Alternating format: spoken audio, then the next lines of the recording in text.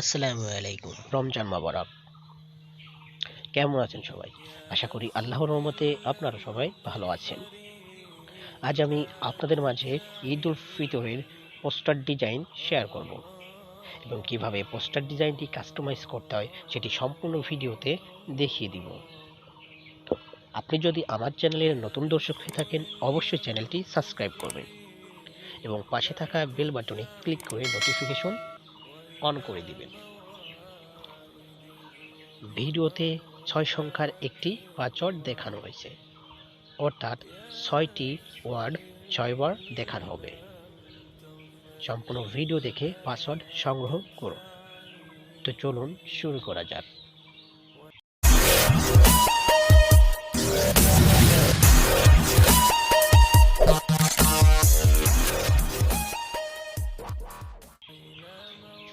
সর্বপ্রথম আপনাকে এই ভিডিও ডেসক্রিপশন বক্সে আসতে হবে।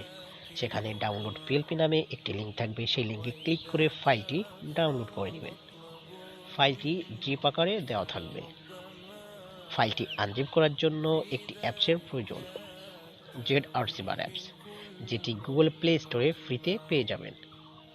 আমি ZRCবার অ্যাপস ওপেন করে নিচ্ছি এবং কিভাবে জিপ ফাইলটি এক্সট্রাক্ট করতে হয় সেটি দেখিয়ে দিচ্ছি।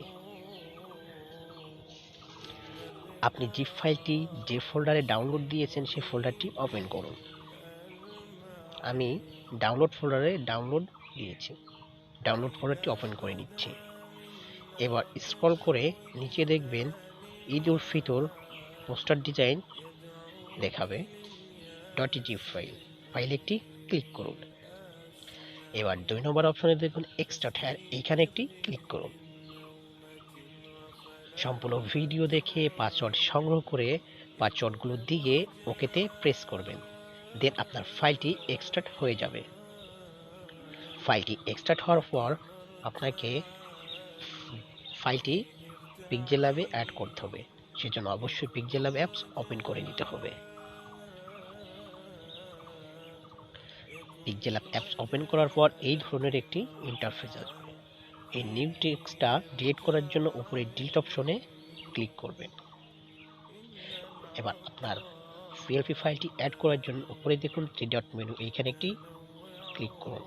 এবার সবার নিচে দেখুন ওপেন ডট পিএলপি ফাইল, এখানে একটি ক্লিক করুন। এবার সবার উপরে দেখুন ডট পিএলপি একটি সাদা আইকন, এখানে একটি ক্লিক করুন। এবার আপনি ফাইলটি যে ফোল্ডার এক্সট্রাক্ট করছেন সেই ফোল্ডারটি ওপেন করে নিন এবং ফাইলটি খুঁজে বের করুন। এবার দেখুন ঈদ উল ফিতর শুভেচ্ছা পোস্টার ডিজাইন .plp ফাইলটি শো করবে। ফাইলে একটি ক্লিক করুন, ওপেন অ্যান্ড অ্যাড, এখানে একটি ক্লিক করুন।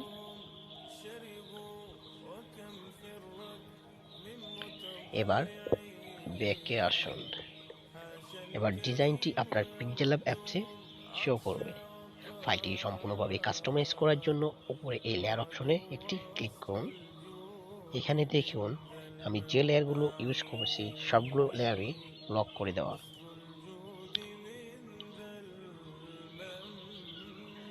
আপনি চাইলে ব্যাকগ্রাউন্ড কালার ইজিলি চেঞ্জ করে নিতে পারবেন, যে কোনো টেক্সট সহজেই এডিট করে নিতে পারবেন। সেজন্য অবশ্যই আপনাকে লেয়ারে ক্লিক করে সেই লেয়ারটি আনলক করে নিতে হবে। এইখানে আমি যেমন এই ছবিটি চেঞ্জ করতে চাচ্ছি, তাহলে অবশ্যই লেয়ার অপশনে ক্লিক করতে হবে এবং যে পাশে ডিলিট অপশনে এখানে একটি ক্লিক করে দিন। এবার এইখানে অন্য কারো ছবি অ্যাড করার জন্য অবশ্যই আপনাকে উপরে প্লাস অপশনে ক্লিক করতে হবে এবং ফ্রম গ্যালারি থেকে একটি ব্যাকগ্রাউন্ড নাই এমন একটি পিকচার সিলেক্ট করে বসাতে হবে। আপনার গ্যালারি থেকে ব্যাকগ্রাউন্ড ইরেজার করে যে কোনো একটি পিকচার অ্যাড করে নেবেন। আমি এই পিকচারটা অ্যাড করে নিচ্ছি।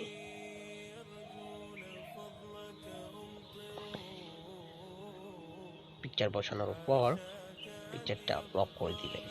এবার আপনি এইখানে যে নামটা আছে এটি চেঞ্জ করে নেবেন। সেজন্য আপনাকে নামটা সিলেক্ট করতে হবে এবং আনলক করে পাশে যে পেন আইকন এখানে একটি ক্লিক করবেন এবং দেন আরেকটি পেন আইকন আসবে, সেটিতে আবার ক্লিক করুন। এবার আপনার কিবোর্ড অপশন আসবে, এখানে উক্ত ব্যক্তির নাম টাইপ করে দিবেন।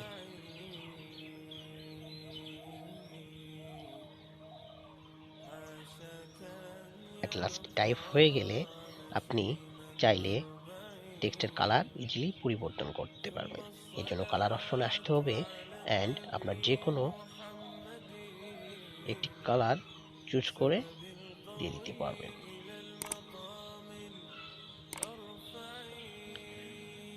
আপনি চাইলে টেক্সটের স্ট্রোক দিতে পারবেন এবং চাইলে শ্যাডো গোলা দিতে পারবেন। এভাবে যে কোনো কালার বা যে কোনো লেখাকে ইজিলি এডিট করে নিতে পারবেন সহজে। অ্যান্ড সম্পূর্ণভাবে আপনার ফাইলটি কাস্টমাইজ করা হয়ে গেলে ফাইলটি সেভ করতে হবে। সেভ করার জন্য সেভ মেনুতে একটি ক্লিক করুন অ্যান্ড সেভ অ্যাজ ইমেজ এখানে একটি ক্লিক করুন। আপনি যদি ডিজাইনটি কোনো সোশ্যাল মিডিয়াতে পোস্ট করতে চান, যে কাস্টম সাইজটা আছে এবং যে ফরম্যাটের জেপিজি আছে এটি দিয়ে সেভ করে নেবেন। এবং আপনি যদি ডিজাইনটি প্রিন্ট করতে চান অবশ্যই আপনাকে ফরম্যাটের জেপিজি এর জায়গায় পিএনজি করে দিতে হবে এবং যে কাস্টম সাইজটা আছে এটি দিয়ে সেভ করে নেবেন। কাস্টম যে সাইজটা আছে এটি দিয়ে সেভ করলে ফুল এইচডি কোয়ালিটি পাবেন। তো এই ছিল আমার আজকের ভিডিওটি ভালো লাগলে অবশ্যই লাইক, শেয়ার অ্যান্ড কমেন্টস করবেন এবং পরবর্তী ভিডিও কোন টপিকে চান সেটি অবশ্যই কমেন্ট বক্সে জানিয়ে দিবেন। আসসালামু আলাইকুম।